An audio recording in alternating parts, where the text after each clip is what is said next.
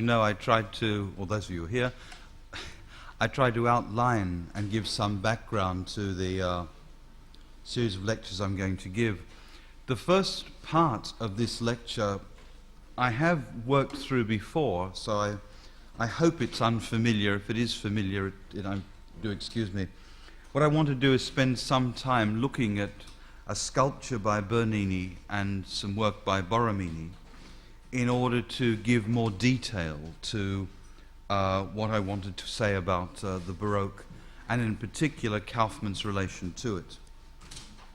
But of course the first slide I want to show you has nothing to do with the Baroque at all. This is what the Baroque stands against. The fact this is Palladio will be important later on. But what this stands for is, and you'll have to excuse this word, it's a ghastly word in any language, what this stands for is frontality. Namely, that what we see is dominated by a front in relation to which the question of the sides and the back become possible to pose as questions. So there's a certain sense in which Palladianism is dominated by a sense of frontality. And when it comes to the Malcontenta, the villa with four fronts, it's at its most emphatic. Furthermore, frontality also underpins Mannerist sculpture. There's a particularly important moment that occurs in 1622. It's at this moment when dear old Bernini is still working with his father. And Bernini's father, Bernini Père, was a Mannerist sculptor. And what allows you to understand Mannerism on the level of sculpture is that it's dominated by a front. You stand in front of it, or you can stand to one side, you can stand behind it. But what you see is a structural analogy to the notion of Palladian architecture, which is also dominated by the front.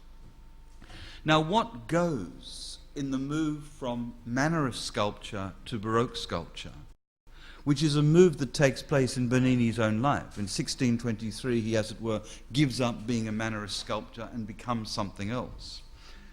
What occurs in the move from Mannerism to the Baroque on the level of sculpture is a move away from frontality. Well, then the clear question is, what do you have when you have a move away from frontality? You have this.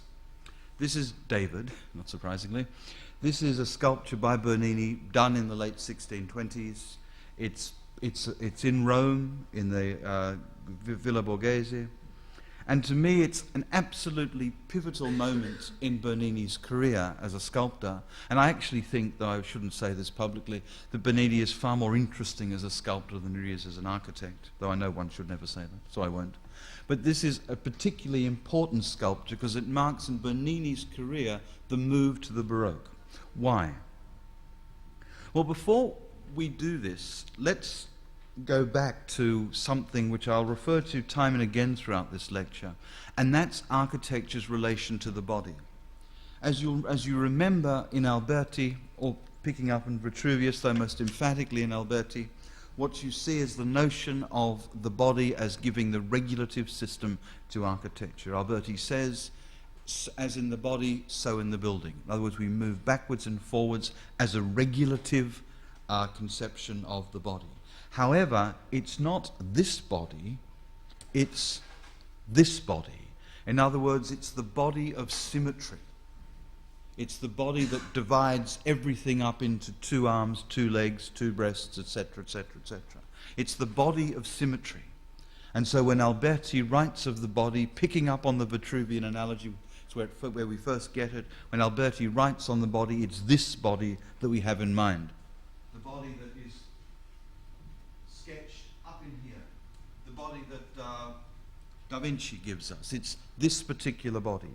So when we move to this, while it's a body, we have a fundamentally different conception of the body. And just parenthetically, it's worthwhile, if you want to ask the question, how does one think about architecture's relation to the body? It's useless essentializing the body. The body has a history in terms of the way in which it's presented or represented, as much as anything else has a history. Now, what marks David out as a site? What delimits its particularity as an object has to do with a conception of relatedness that is not held by the instant.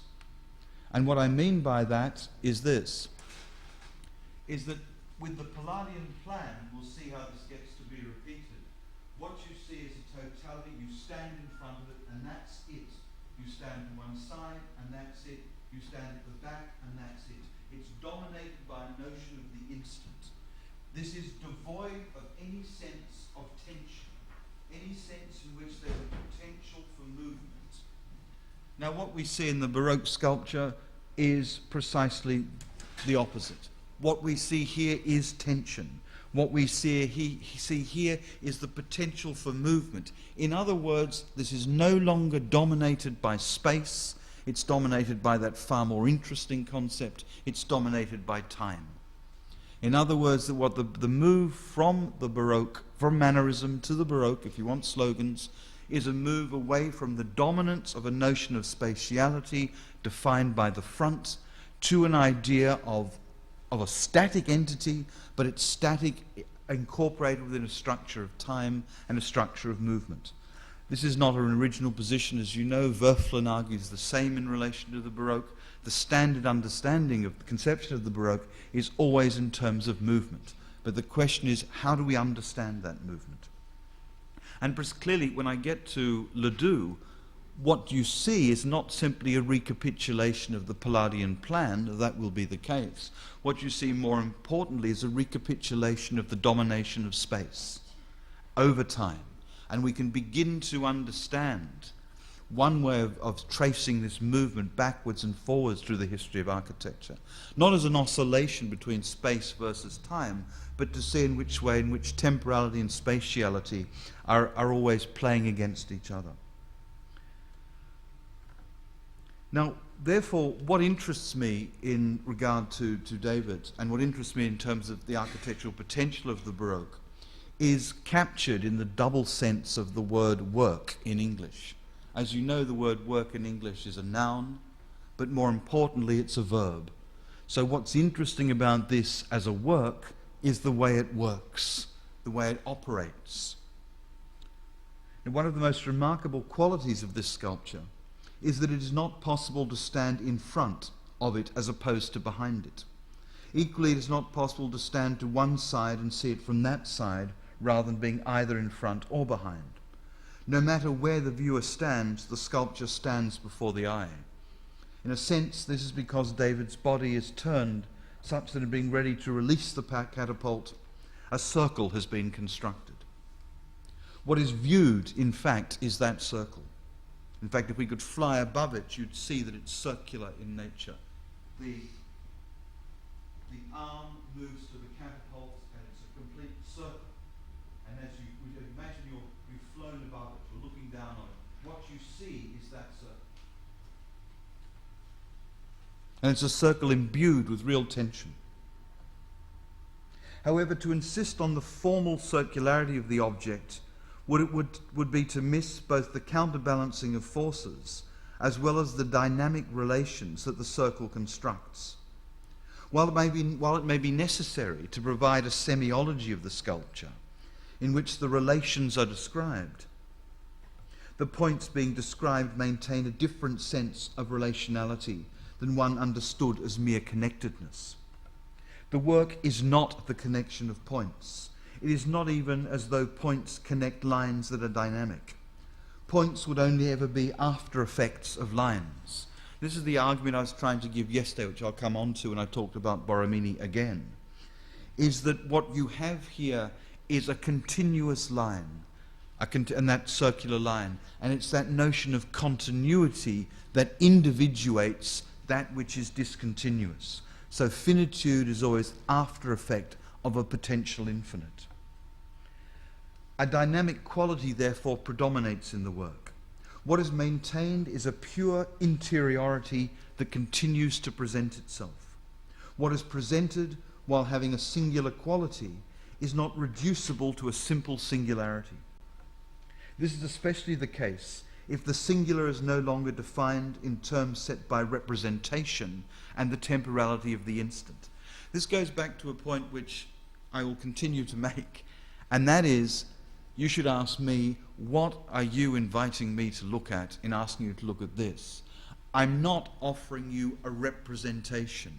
I'm not offering you an image understood as in representational terms. What I'm offering you, this image, is an image of matter at work. It's a dynamic image. It's an image of the dynamic. Therefore, there's no point understanding it in representational terms, because representational terms are dominated by the instant. In architecture, they're dominated by frontality, and that's why we'll always have, in some sense, a history of architecture that comes to be written around the plan. So what is presented while having a singular quality is not reducible to that. Within the process of relation, it is always possible to construct a point of view. However, that point is the effect of the process.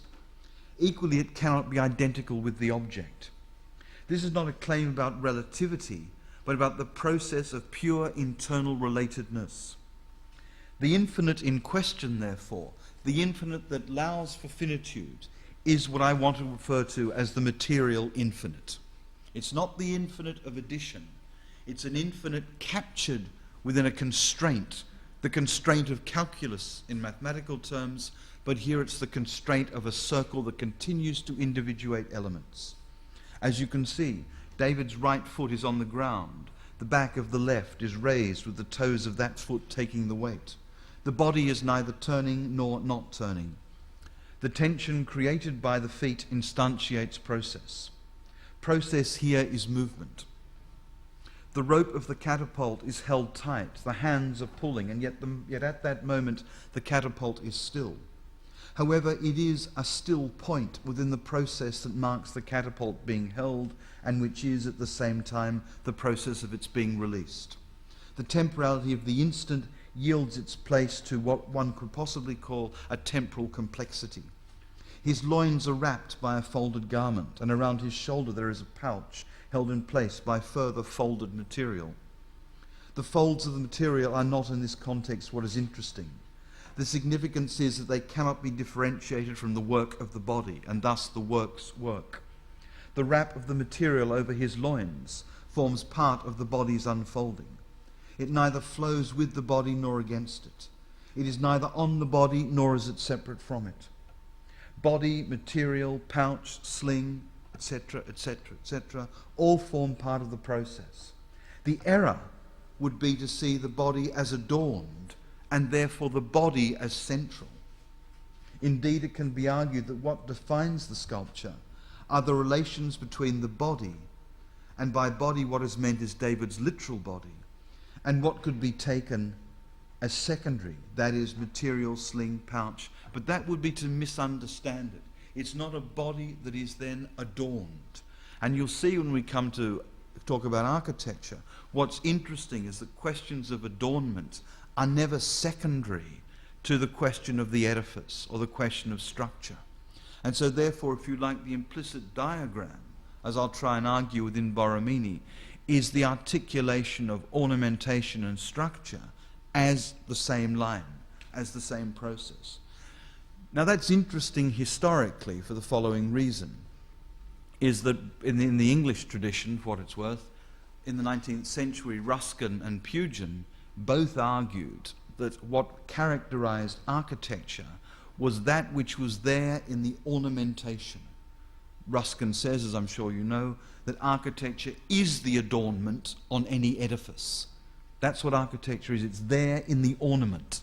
And then there's an interesting run, especially in philosophy, through locating architecture in the ornament that runs from Heidegger to Gadamer to Vattimo, all of whom will write about the ornament as the locus of the architecture. But it's always ornament thought in opposition to structure. What's interesting about the Baroque is that it doesn't use that structure. That doesn't use that opposition. So it's not as though it reverses the terms. It doesn't use that opposition. So therefore, it's not as though the pouch, the clothing, etc., ornament the body. That would be to misunderstand what's going on. On an abstract level, it is possible to see the sculpture as a surface. Differential elements are not placed, however, on the surface, much in the same way as this fantastic idea that furniture could be an effect of a surface rather than simply placed on a surface. What I want to argue here is that precisely what you see in terms of clothing, pouch, etc., are not placed on the surface, they are an effect of the operation of a dense surface. The sculpture, therefore, is the endless articulation of relations in which what are individuated can be attributed specific qualities. In other words, on the level of description, it is possible to distinguish the material around the body from the body. Nonetheless, such a formal distinction, if it were insisted upon as absolute, would miss the way they form part of a continuum. And indeed, again, that is what will become so important about Borromini.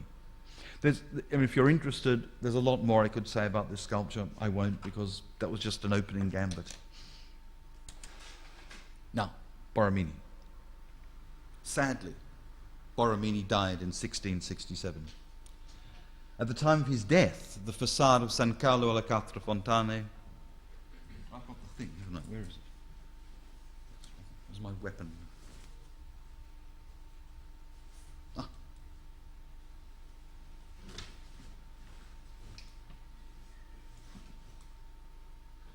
Which end? The facade. Okay. The facade was finished in 1641. The building was finished in 1641. The facade, this part here, was not finished until 1682. So 15 years after the death of Borromini. It was finished by relatives following the plan.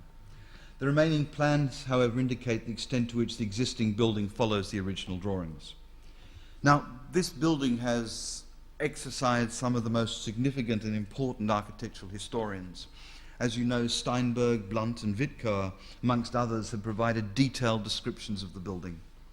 What is important is to see the building within what I would want to call another history of the curvilinear. I want to emphasize that I don't pretend to be an architectural historian. What interests me is the potential of this line, the potential of this line, the potential of the implicit line that's here, the convex and the concave working together to give us the curvilinear. What's interesting, in opposition to Kiesler of the 20th century and architects who see the surface simply in terms of a smooth surface of the eggshell, this is a double surface. And when run with the concave against the convex, giving us the curvilinear, you have more than just a double surface. Fundamental to the inception of the Baroque, as I've tried to indicate, was the distinction between the static and the dynamic. Accepting that development, while essential, is to repeat a commonplace until the nature of the movement in question is characterized. And again, it strikes me always as an interesting point, given that what characterizes architecture is its solidity, is its materiality, the fact that it doesn't move or that it shouldn't move. What's important to ask is, how could a concept like movement, or how could a concept like time, or a concept like the dynamic play a role in architecture, given that architecture's inherent materiality speaks against that? However, in this context, what has to be noted is the path that stems from a consideration of Bernini's David. What has opened up is complexity within movement, a process of movement that differentiates and individuates. In regards to San Carlo, what needs to be emphasized as a beginning is the distinction between a conception of movement that involves illusion, I-double-L-U-S-I-O-N, illusion, and one that defines movement by the continuity of countermeasures, the continuity of countermeasures being another way of talking about the curvilinear. Now, I say this because what I'm trying to do is to sketch in perhaps too great a detail precisely what I take it Kaufmann means by the Baroque concatenation. And it's not simply that elements are together. A concatenation is an articulation of inherent, ineliminable reciprocity, inherent, ineliminable relatedness, all given within a structure of interiority. That's why the analogy with the sculpture will work. That's what modernism understood as Ledoux, or Palladianism understood in the sense in which I talked about it earlier, will always be counterposed to. But you need to understand that, from my perspective, is not the tyranny, but the tyranny, as it were, of time over space. With the Baroque, it's the tyranny of time, the other way around. It's not space over time, but time over space here, and therefore that releases a different potential for the practice of design. The dome, I mentioned this last night, but I'll now give you the images. The dome consists of a texture of geometric shapes.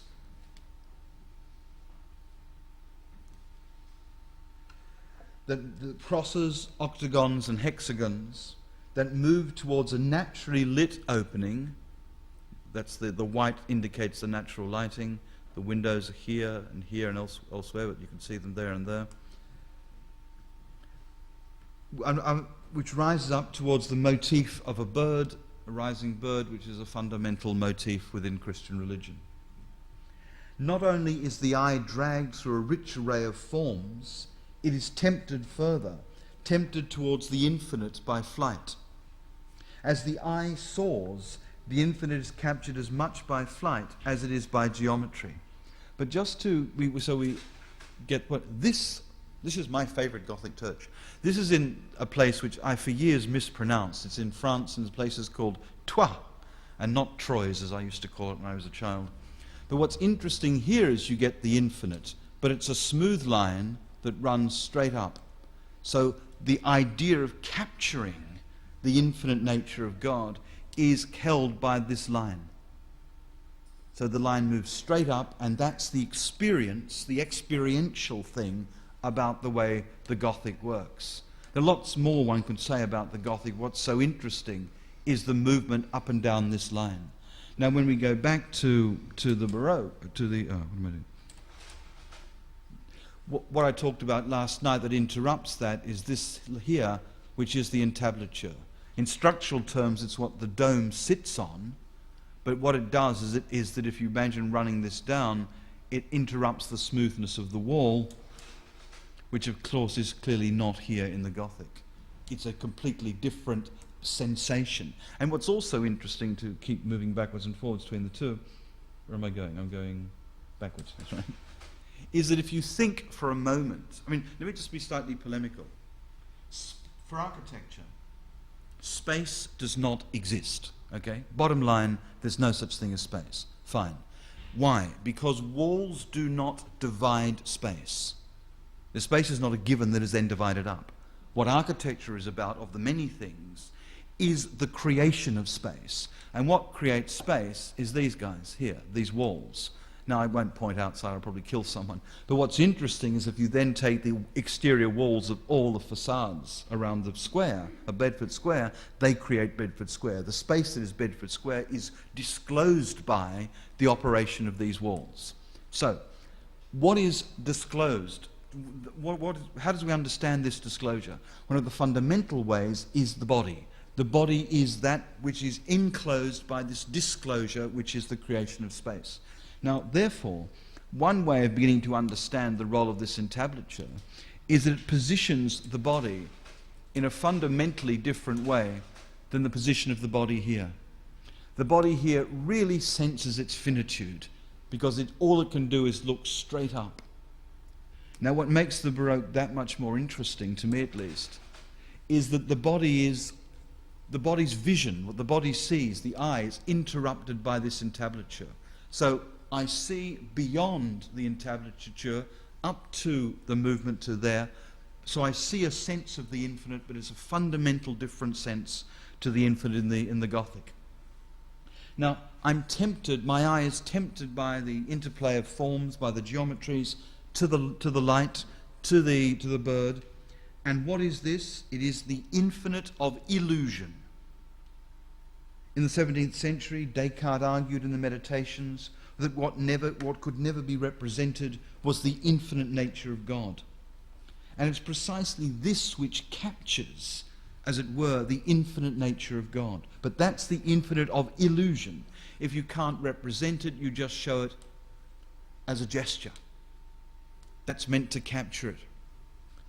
Now, there is another conception of the infinite, and what makes San Carlo to me such an extraordinary church is that beneath the entablature is where this other conception of the infinite is at work when we talk about the interior of the building.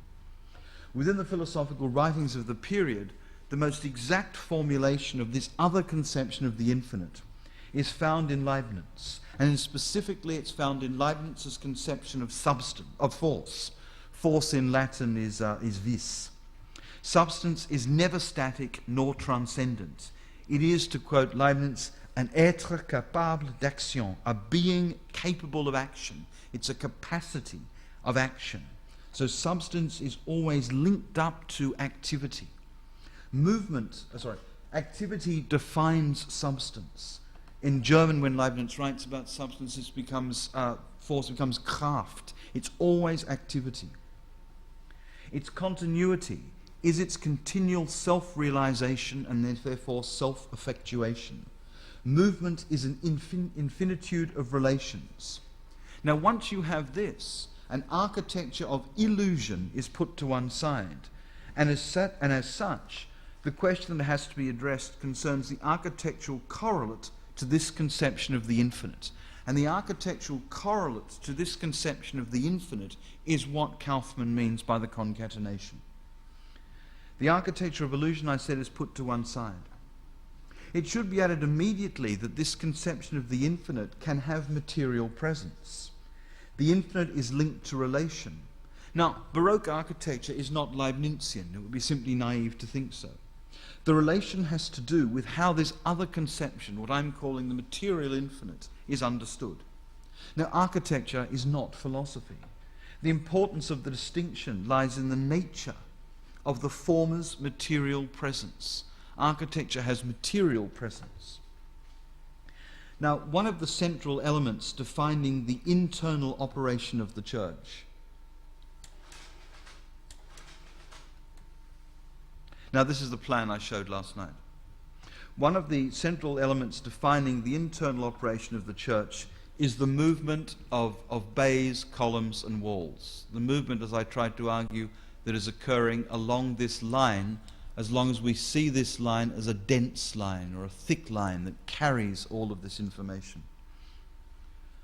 While each element, bay, column, wall, has a distinct quality, there is an interconnectedness that is neither arbitrary nor the work of chance. Their interrelation is held by an entablature, as I've tried to argue. The entablature would sit here. That divides the overall building into three sections. The physical presence of the entablature has the effect of emphasizing the columns, even though it is an emphasis that is dissipated formally once it is recognized that the columns form part of the walls, which in turn form the bays, and the bays cannot be disassociated from the wall's articulation. There is a complex pattern in which, even though the elements are separate, in that they have either ornamental or functional specificity, and as such can invite and maintain particular programmatic possibilities, they are nonetheless articulated together. So what becomes interesting in the potential here is that the creations of volumes and bays that invite program, that create the possibility for program, are actually articulated by the line that is equally articulating the columns and the walls. So all of this is the concatenation. There is a complex pattern in which all these elements work together. If the walls were understood as a continuous line, then the measure and countermeasure, the movement of the curvilinear, the concave and the convex, would have become a surface. In other words, what is at work here is not a straight line that has become curved. And this, to my mind, is absolutely essential to understand, that if you understood this as a straight line that has become curved, in my view, you'd misunderstand the force of the Baroque. What you have here is a line that was, as it were, always already curved. Now, where do we have a correlate to that in the history of another activity? Well, one of the most interesting things, though there's no reason why you should know about it, because I didn't until recently, was the history of boat building. And it's worth thinking, it's one of the most architectural activities. Why? Well, if you think about Maya, as we all do for a moment, you'll know that the word spline and the word lofting come from the history of boat building. The way in which a line, when you build boats, you have to bend the wood, and each bend has to be defined in relation to the other bend. That's how you get the hull. Otherwise, you can't just nail bits together. There has to be a continual algorithm that generates the movement that gives you the hull of a boat. Now, how does this occur? Well, in the history of boat building, and it's a very interesting question, in the history of boat building, this occurs by, in the loft, attaching weights that are external to a piece of wood, and those weights hanging in relation to the wood bend the wood. So while on one level it is a straight line that becomes bent, the line is actually defined by the weightings that create it. And therefore, if you want to have the next bit of the boat, you recalibrate the weightings of the stones. And these bits of wood are called what? They're called splines. It's where the word comes from, the history of boat building. Up in the loft, when the boat builder now decides to work out a way of getting each of these splines created by an algorithm that will allow the weights to be differentiated along, the boat builder does something called lofting. Namely, the boat builder creates a surface that covers these lines. But they are lines that are created by external forces that link one to the other. So when you see a boat, a wooden boat, what you're seeing are splines that have been lofted. And it's very interesting that an animation program like Maya will use precisely this sort of language. So the history of the creation of lines, it's not simply the bending of a rope, but the idea of introducing an algorithm that will give you relatedness along is as much part of the history of boat building as it is the potential in this.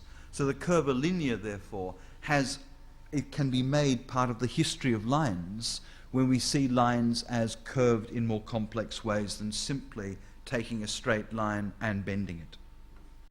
Measure and countermeasure, therefore, which I'm saying is the curvilinear, the curve concave and the convex, continue to yield openings that become locations with and as a surface. It is possible to see a similar operation in regards to the facade. While the status of the facade is, in historical terms, contested, it is nonetheless worth noting the way in which the curvilinear is once again a series of measures and countermeasures that yield space. We'll just go back to the facade. It's very interesting, anecdotally, how you can't really have a photograph of the interior of the building. It just doesn't work. It's too dark. It's unclear what you'd photograph. What's interesting, to me at least, is the way in which these bays here, which are then flipped round, mirrored in the bottom, these bays in which ornamentation would be put, in which statues and other things occur, those bays are created by the structure. And so it's these structural elements create all of these things. While they look separate, are actually all articulated together as the plan indicates. And you can see again how they all work in together. It has to be, the curvilinear does not maintain, rather is part of the process of spacing. So spacing becomes the activity of this line. It creates the spaces. So therefore the line is productive. It spaces. It is in the process and in the potential endlessness that marks its presence that it is possible to locate the work of what I'm calling the material infinite. It has to be noted, however, that it is possible to emphasize that the building as a totality is a complex negotiation with differing ordering systems. Now, there are many arguments that locate ordering systems within the building. One of them is the work of the historian Steinberg, for whom the building is an attempt to integrate oval, cross, and octagon. He wants to see the three-part system reiterated throughout the church as a whole. Now, I think that that's a perfectly, for what it's worth, a perfectly viable argument. However, I want to emphasize something quite slightly different. The plan, this plan, allows two different aspects to be emphasized. While not absolutely distinct, they need to be noted. The first would be to show how the walls and the structure are the effect of an oval or ellipse, which is itself part of the internal geometry.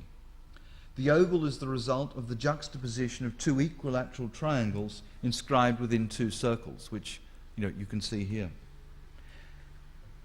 Whether it is an oval or an ellipse, the end result is that the line is present as the result of the internal configuration. So one way of reading this is to see this line as created by the operation of this internal spacing system. Moreover, as Steinberg argues, it is possible to see that the produced line marks out the plan in the drawing as pulled backwards and forwards by the work of the internal configuration. On one level, a movement of this type has to be the case. It has to be the way in which the symbols of Christianity get to figure within the interior of the church. And this would be true despite the internal configuration that produced it, or even if the line were the result of another process altogether. However, to the extent that the production of the line remains central, then the account of the line will be in terms of that production. Any account, therefore, will oscillate between those involving the history of geometry, and in particular the role of geometry in drawing, and more ideologically based versions in terms of architecture's attempt to reconcile various religious and philosophical positions. The end result is that the line remains secondary to that which is taken to have produced it. Now, there is another view, another possibility, which, while alluding to these historical accounts of the line, is not defined by them. Namely, that what becomes interesting is to emphasize the line itself. Namely, once this happens, then more than a change in emphasis occurs. Another area of concern emerges. Henceforth, the question that has to be asked will concern, what is it that the line produces? So the distinction I'm trying to gesture towards is that history will always be concerned with what produces the line. And the historical account gives you that. But that's not very interesting for the practice of design. What's interesting for the practice of design is to ask, what does the line produce? Now, we can ask the question, what produces the line, and it's a perfectly legitimate question. However, I'm quite interested in taking it a stage further, some sort of, if you like, almost decontextualization, and ask, what is it that the line produces? And once you ask that question, we have something else is at stake. That question would have to start with what could be described as the line's density. Density means that the line is not the single line, but the double line, marking if only as a beginning, inside and outside. The dense line, the line itself, is this double, perhaps doubled line. In general terms, it is a line of information. While accepting that the columns have a load-bearing function within the overall structure, it remains the case, however, that the columns do not stand opposed to the walls. Nor is it the case that the columns, which may have been historically separated from the wall, have now been placed next to it. I mean, if you think about this just historically for a moment, and you imagine you're Surlier, and you get out of bed and you look at this, you're simply traumatized. Because here's your wall. Not only is it bent, but how could the columns be there? We all know that you have wall, column, column, column, column, column, column, column, column, column, column, wall. They're necessarily thought as distinct. And in being thought as distinct, the architectural question is, how do they then get to be related? So discontinuity forms the basis of continuity. That's the Searlean paradigm. Just go upstairs to the library, take out this volume 1 of Surlier, have a look at any plan, that you'll see this necessary separation. We saw it in the image I showed you of the Gothic. Here, you don't have wall-column separation. You have them articulated as one, and therefore, while they're separable entities, they cannot be separated except as an after effect of the move of that line. So so if we wrote the history of architecture as it were, the history of wall-column relations, which is perfectly plausible, what emerges here is not simply they're being run together, but they're being articulated by the operation of the same line. Therefore, it's always a question of continuity yielding discontinuity, rather than the discontinuous being brought into relation. Blah, blah, blah, blah, blah. Now, this works, to my mind, as much on the inside as it does on the outside of the building. And I won't, that's probably enough about Borromini. What I tried to, now I'll come on to Kaufmann's response to this. What I think's interesting about this is we can understand the concatenation as being that. But what it also means is that we can decontextualize it by asking what the line produces. We can contextualize it by asking what produces the line. Now, these distinctions aren't hard and fast, but they're ways of, if you were, dragging something from history and allowing it to live for the process of design. Now, there are similarities on the level of almost the way in which they understand their projects between Ledoux and Borromini. And we'll just find Ledoux.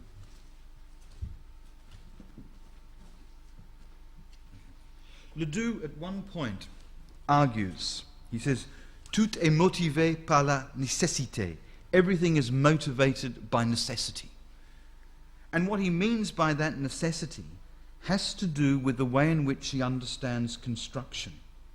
Now, for Ledoux, not so much implicitly, but explicitly, the Albertian principle of defining proportion and defining symmetry in relation to the body vanishes. For Ledoux, there was simply no sense in trying to calculate proportion according to the human body. No sense at all. Proportion had to be calculated in relation to the strength, relative strength of structural members. Had to do with an understanding of what it is that held something up. It had to be symmetrical, but that calculation had to do with the operation of materials. So the Albertian principle vanishes. Now, it's more than that. It's not simply that the Albertian principle vanishes. It's the idea that a regulative principle that's external vanishes. Now, this is tremendously important within the history of philosophy as it is within the history of architecture. The important moment is this. Imagine you believe in reason, large R reason. And you say, well, look, I'm going to live a moral life, not because I read in the Bible that I should live a moral life, but reason tells me I should live according to a series of precepts that I could articulate. Where does reason come from? It comes from within me. I am rational. I am a human. Humans are reasonable. Now, I make mistakes. We all do. But I know that the mistakes I make are evaluated and judged because I cannot live up to the expectations that I set for myself. So reason demands that I live according to reason, but I make mistakes. I'm not a machine. But I derive some satisfaction from the fact that I need to live according to reason. Now, where does that come from? Does it come from anything external?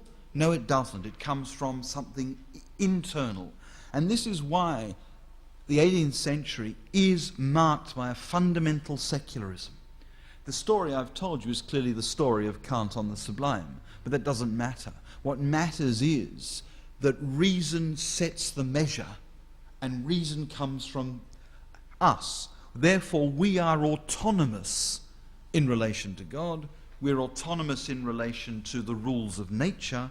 We could say that nature is reasonable, that's fine, but reason comes from within us, hence we are autonomous.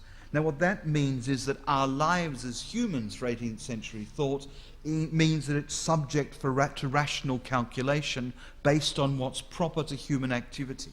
In architecture, that's why we don't need Alberti, that's why we don't need any notion of the ideal. Rational calculation will allow us to build. And what I become interested in is materials. What I become interested in is the way in which an internal operation yields what's going on. Now, for Ledoux, there are very important elements that come from this.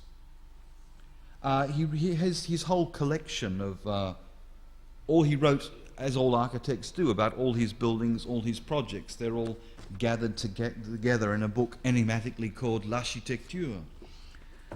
He says at one point that if society is founded on mutual needs which command reciprocal affection, why not reunite all this or join this together in houses?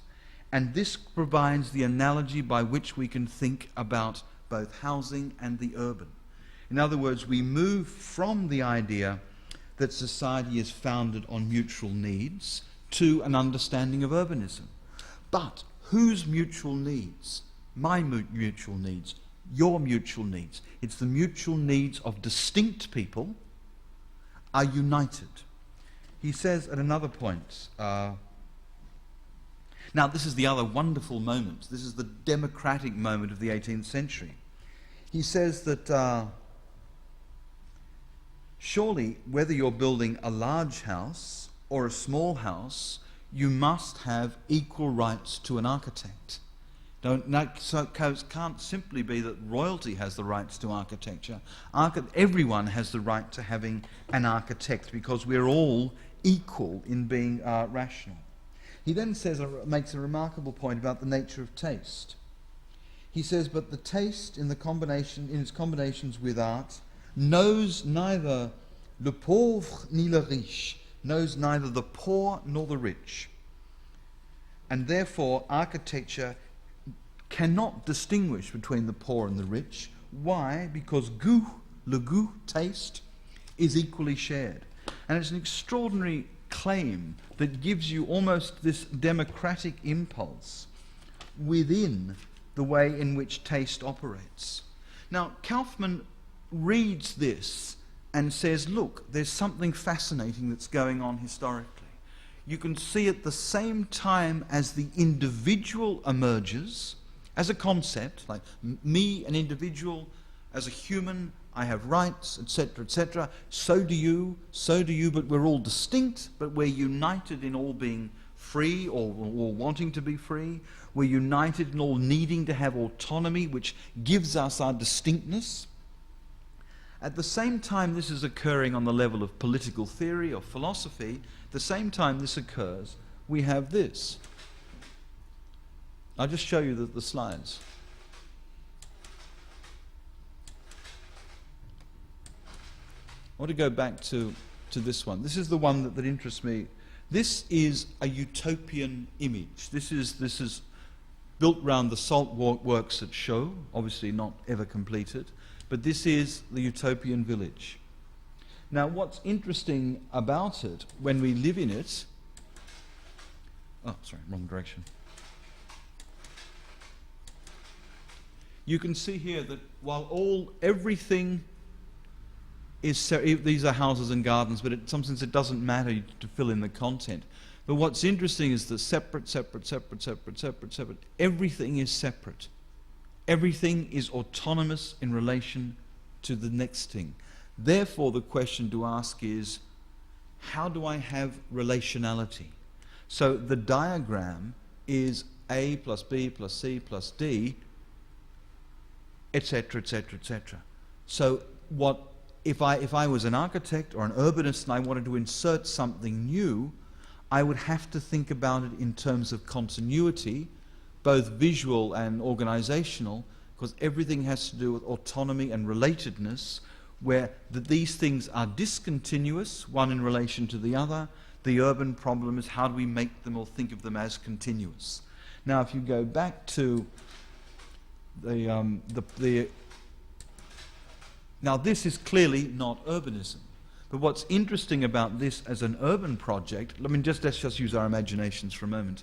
What's interesting about this as an urban project is this is a line that differentiates elements. So if I was going to add something to that line, how would I do it? Now, without answering that question, what's so fundamental is how you would do it would be fundamentally different to how you added something to this, because the notion of addition is different, because implicit within both are fundamentally different conceptions, as I've tried to argue, of the infinite. So what you have, and what this is now Kaufmann talking, what you have with Ledoux, I quote, "In place of the conception of an architectural form as living organic nature, there enters the feeling for strict geometry." And I mean, I'm not saying this is right or wrong, I'm just trying to sort of see the difference. So what Kaufmann is doing is going back to the concatenation, seeing it as living organic nature, and we can worry about this implicit use of organicism in a couple of lectures' time, but he sees it as, I quote, "living organic nature," that, and again, contrary to this, what emerges is the feeling for strict geometry. And it's interesting that the word feeling emerges, because I tried to indicate when I read out this passage is that so much of Ledoux's arguments are around the concept of taste, Lagoo. And it's not a question simply of arguments, but of a feeling. I know the French word for feeling is not the word taste, but taste and feeling are linked. So it's a feeling for strict geometry. Now, strict geometries are never absolutely strict, because they'll always come unstuck at a certain moment. Nonetheless, what is countered to the organic and the living is a strict geometry. Isolation in the plan of Ledoux, and here we have so did I do something wrong? Probably, I'm sure I did something wrong.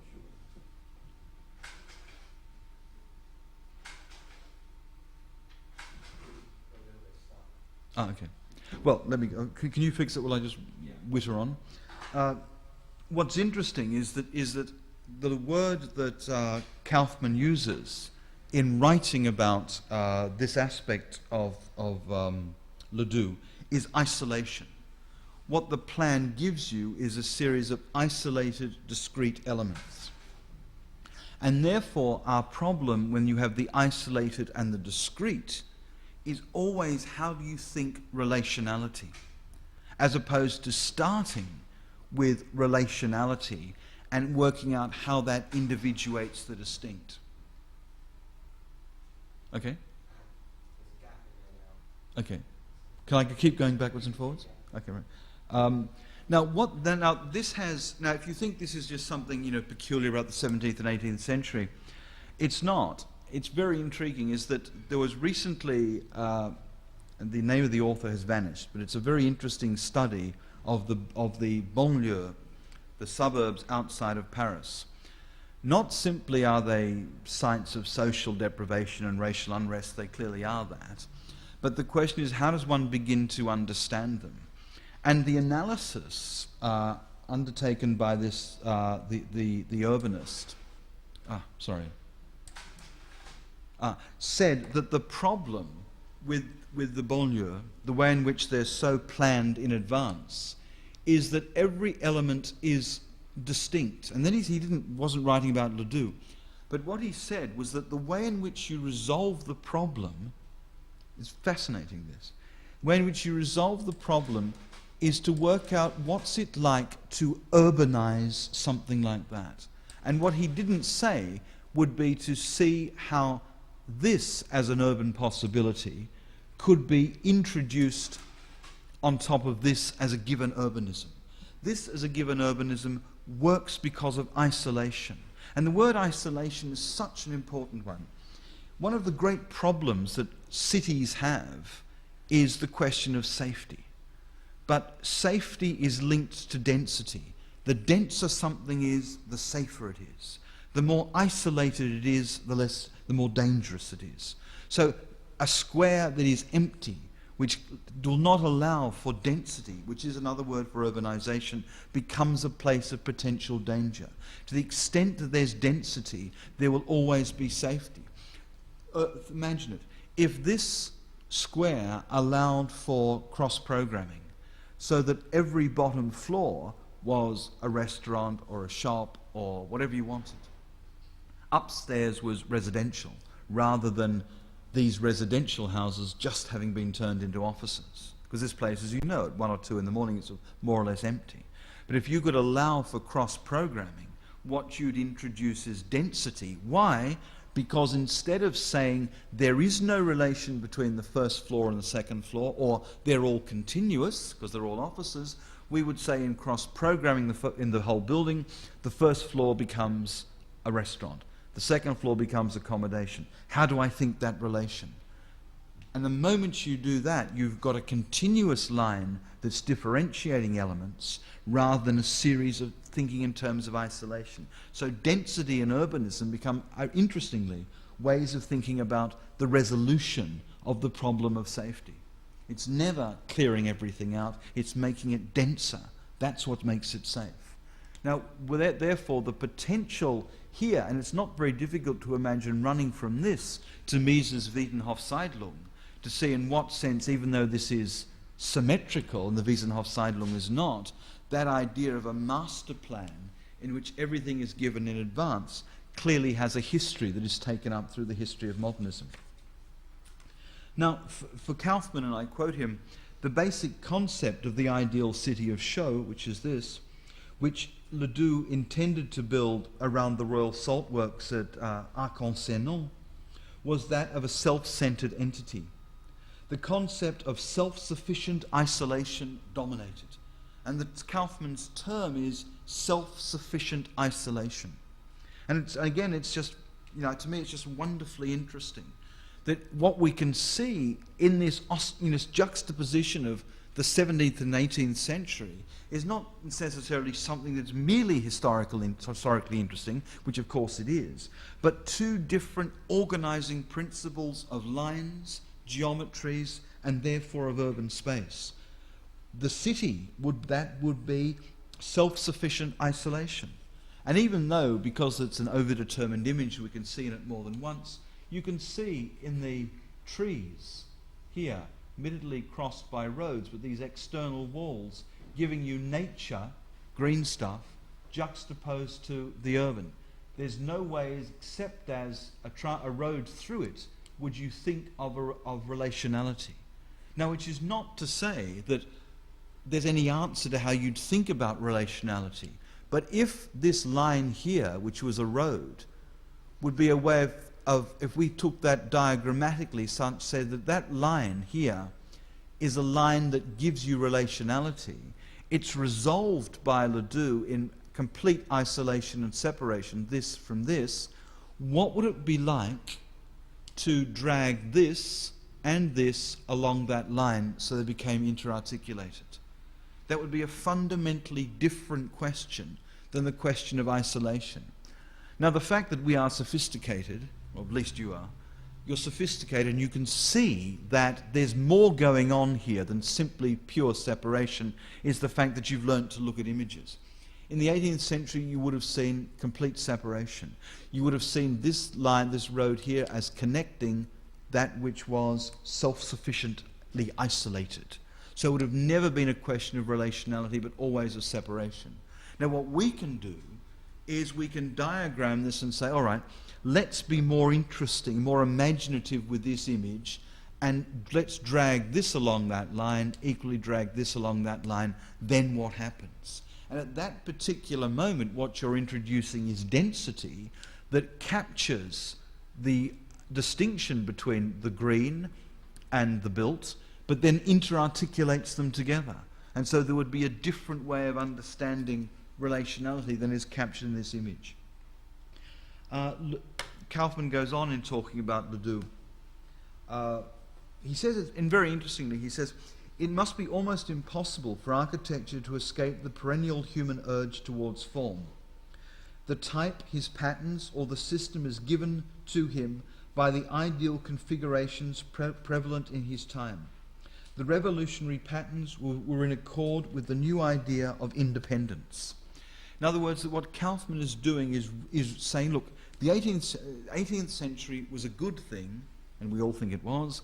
Why? Because it allowed for autonomy. I could say, look, whether I'm black or white or short or tall, a man or woman, a Jew or not, or whatever it is, I have rights, because why? I'm a citizen. I have my separate autonomy, and everything else follows after that. So the idea of autonomy, which is in the air as a philosophical, historical, political entity, gets to be articulated architecturally with this, though then Kaufmann makes a delicious point that this is actually 30 years before the revolution. So architectural theory and history saw the potential for autonomy actually prior to the necessity for real or symbolic regicide.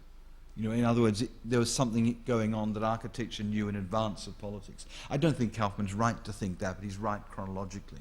But it is very interesting that this does occur, 20 or 30 years before the actual terror. So what Kaufmann is doing then is reading a political element into this. Now, what's interesting about that, of the many things, is that we can then begin to ask, is to see, as it were, an implicit politics in spatial arrangement. But it's the politics that says, how do we think relationality given that we're separate? As opposed to the political position that would say, we are related already, so how do we think our individuation? It would be a completely different moment. Now, the last slide I want to show you is... sorry. Right, okay. I wanted to show you the house for 4 families, but I couldn't find a slide of it, so I've got this, but the argument is much the same. This is a domestic residence, and I hope you can just see the Palladian prompt within this.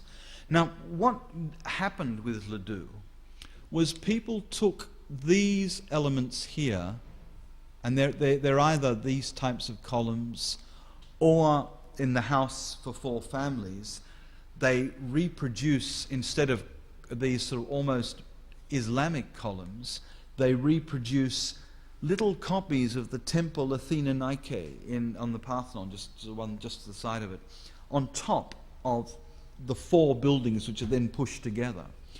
And then people argue that, hold on, what's going on here is a return to classicism. Why? Because they see the image of classicism. It's not true at all. What's so fundamental is the flatness of this facade. And it's that flatness that characterizes its modernity. Equally, you can see the internal arrangements have all to do with separation as a precondition for connection. But the point I want to make is that what is important is not the retention through ornamentation of either classicism or anything else. What matters about these domestic houses is the nature of the spatial arrangement. Kaufmann, writing about these houses, says, there is no superenclosed climax, no pageantry, but there is the dignified pattern of equivalent units. From front, rear, on either side, one can get the idea of the whole, and each aspect would be equally satisfying. In other words, if you take both the elevations, the plans, and the sections, you can see that what's going on here is a dignified pattern of equivalent units. You just look at the equivalents. There is no hierarchy of organization. You can make hierarchies if you wish, but there is no given hierarchy of organization. And it's very interesting if you then compare this to what happens to the house, where you do have hierarchies of organization, not politically, though clearly politically, but architecturally. If you think of the organization, the internal organization of Los, if you think of something like either the Villa Moller or the Villa Müller, it is a house that is constructed around circulation. Sure, so it's super interesting, far more interesting than this, but it's a differential circulation. The circulation path followed by the servants is a different circulation path followed by the master and mistress of the house. The separation of the male domain from the female domain, the master, the woman's bedroom, the man's bedroom, etc., is again a different form of circulation that carries with it certain things to do with gender differentiation, but it's not as though that's a description of the building. What it is, it's enacted architecturally.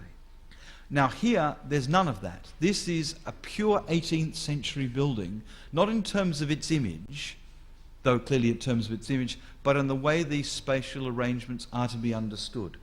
And if you can see, if you go back to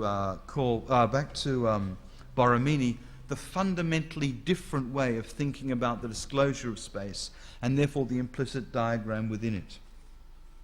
Now, the last point I want to make, is that I'll need to go back again. Okay. What do we get from this? What do we get from this? What does this centrality of the block give us? The answer is, the centrality of the block gives us the grid. The grid is as much based on the organization of the Roman city as it is on turning this circle into a square. It's of taking this organization not as the plan of the house, but to think about the city. In other words, that the centrality of the block emerges architecturally and urbanistically in terms of the dominance of the grid. Now, the interesting question is this. The interesting question is, what's it like not to do the grid? How do you think about the grid? How do you think about not doing the grid? Well, do you remember that wonderful moment? Just imagine delirious New York. Okay. You picture the inside, you may not have read it, but I'm sure you know the images. You know, inside here you'd have an aeroplane flying. Inside here you'd have a field with cows in it. In other words, that you would make the grid surreal. You would turn the grid into something that became a site of surrealism, in which a myriad number of things would take place. You'd turn the grid into something delirious. But what you would not have done, and this is the point which I'll not, what you would not have done is seen this as the implicit critique of the grid. The grid brings with it separation and therefore has to account for relationality. Therefore, you can take the separate elements and do whatever you want within them. You can, however, think of this as the implicit critique of the grid. Now, let me say one more thing about this. If you fly out of any city, I'm thinking here to the two cities I fly out of a lot, Los Angeles and Sydney. What's interesting in flying out of both of them is you see something that's very standard.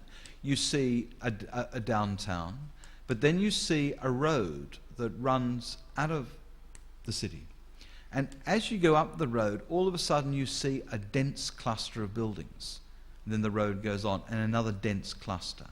If you look up the major road out of LA, you see it. If you same with Sydney, if you look up the Pacific Highway, you see these clusters of density. Now, what becomes interesting is that if you take the paradigm, the organizing feature as movement along this line, that these emergence of density are the consequence of movement being stopped, yielding density, movement running across it, stopping, yielding more density, the density attracting program, and it becoming denser and denser and denser to the point at which wonderfully it starts to regulate itself, because at a certain moment physical density cannot occur, otherwise it just fills in and becomes one unit. So the density becomes self-regulating, but it's the consequence of the arresting of movement. One last story to reinforce the point. There's a very important French historian of medieval cities, a fellow called Henri Perennial.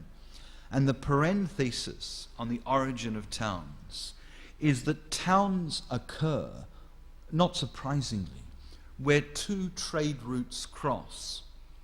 And it's the crossing of two trade routes that yields fixity.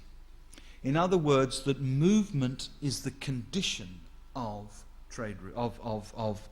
fixity. Equally, though his name is rarely used these days. In volume 2 of Das Kapital, Marx argued that what flows along trade routes is what he at the time called merchant capital, where two trade routes cross. I think this is where Perennial gets his argument, though I don't know this, but I'm just presuming he does.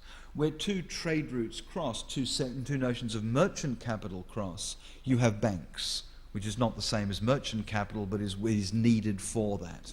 In other words, that you have fixity precisely as the consequence of the intersection of movement. Now, what that means, and this, if you like, is the point at which I'll stop. What that means is that anything to do with finitude occurs because of the interruption of a potential infinite, namely that finitude occurs because movement, as it were, ceases. That's why Deleuze is wrong to argue that the fold has to unfold ad infinitum, and that's what we've got to maintain. It's precisely for architecture, that may be true and for other things, it's precisely true for architecture. What we have to work out is why it is that at a certain moment potential has fixity, that at a certain moment columns and walls occur, that other elements are individuated, that allow for the emergence of volumes. These are, if you like, convex, concave. These are the emergence of volumes as the after effect of the movement of that as a line. So all of these elements which are finite occur because at a certain moment the algorithm stops its deformation, or at a certain moment the constraint within the algorithm is such that that volume is disclosed. It could have been wider, it could have been fatter, it could have been effaced, but at a certain moment the parameters allow this to emerge rather than something else. In general terms, again, that the finite is always the after effect of movement. So to try and give you some sort of sum up, I started talking about dear old David, because I think, to me, this is a pivotal moment. I quite like these apocalyptic things, which I'm sure not completely true, but I quite like the apocalyptic as a rhetorical gesture. Like, this sculpture announces the end of mannerism. Why? Because it doesn't have a front. Mannerism, much like Palladio, is dominated by frontality. Here, the front vanishes. Proof, I can't stand in front of it.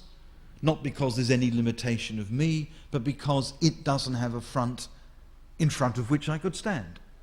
More than that, it's not simply frontality, absence of frontality. The frontality goes because it is in fact a circle. And in being a circle or circular, it is in fact a surface. So all of these elements are played out on a surface. And it's so therefore, there is no moment, there is no instant in which this is disclosed in its totality. There is a moment, a universal one, when this is disclosed in its totality. Either this side, or this, or this, or this, sorry, this, are disclosed in their totality in an instant. This is not disclosed in its totality in an instant. Therefore, time enters into that is thinking about mass.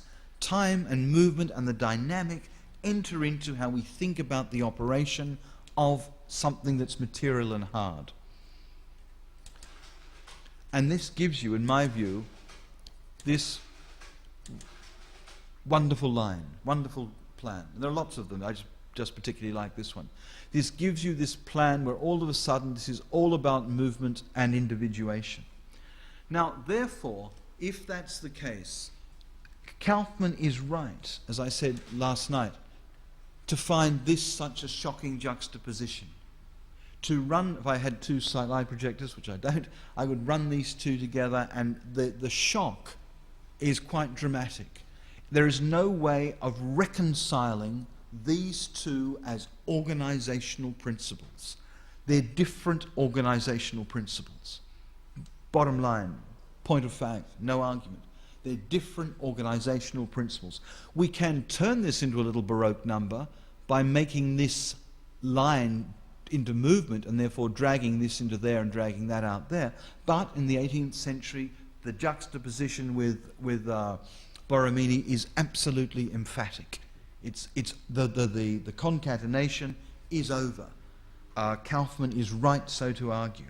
Now, is there any way back from this? Well, I'm going to leave that question to not the next lecture, but the one after, because I don't want to sort of, let you know everything or tell you everything in advance. But I just really want to emphasize the point that something quite dramatic happens here. We have this complex notion of autonomy, one block in relation to another, autonomy in relation to nature, also autonomy in the sense that there's no form of calculation that orders anything here other than the calculation inherent in the operation of architecture itself. Therefore, you get a notion of architectural autonomy. So this moment of break is absolute. Now, what I want to do tomorrow, if you can stand it, is really take very seriously... Oh, no, wrong break, sorry. I'll get this right eventually. Is take very seriously the implicit Palladian motif in this.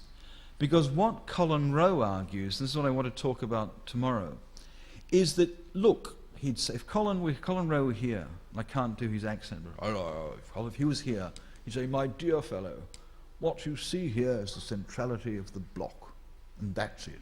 Now would someone pour me a large drink? And that's what you'd see, and an architecture can't get away from it.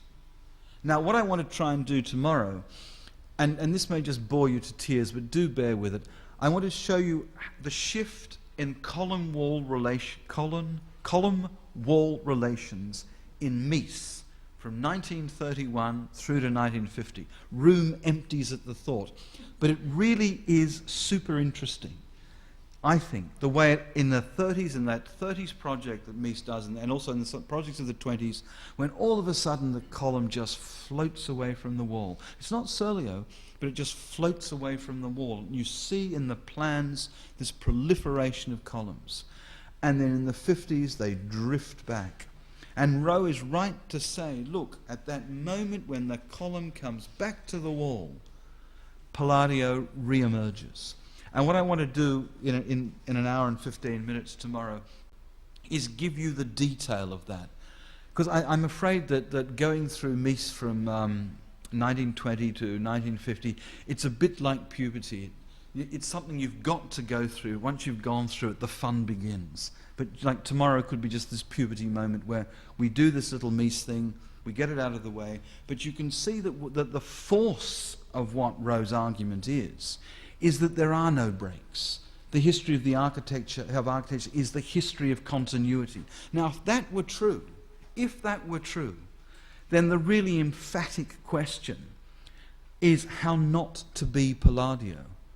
And in fact, I ran a workshop here years ago more or less called How Not to be Palladio. It was actually called How Not to be Mies, but it was really How Not to be Palladio. And it's very clear that if Rowe is right, then the challenge for you designers is how not to be Palladio, or just to lie back and say, I'm Palladian, what's the problem? In other words, there's something interesting about Rowe's argument that the centrality of the block means that what is retained is an ideal geometry. Okay, let me stop there, because that's an hour and a half, and that's as much as I can ask of anybody. But if there are questions, do feel free to ask them, but they're also not compulsory to ask. So, I mean, are there questions? Probably put you off having said that. Okay, well, we meet tomorrow, and I will take you, we'll go together, hand in hand, through Mies. Okay, thank you.